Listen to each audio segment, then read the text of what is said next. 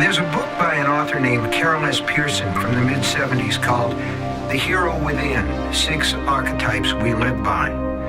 Even though it's nearly 40 years old, the book still speaks of the journey each of us takes through our lives.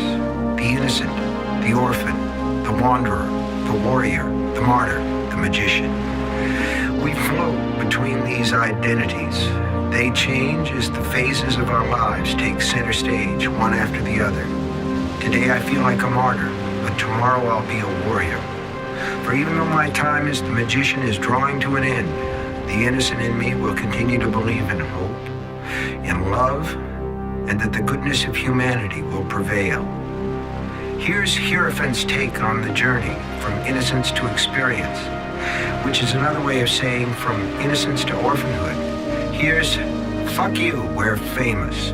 Put all 10 middle fingers in the air and dance, my brothers and sisters. If we can't dance a little on the last night of the last light, all is lost.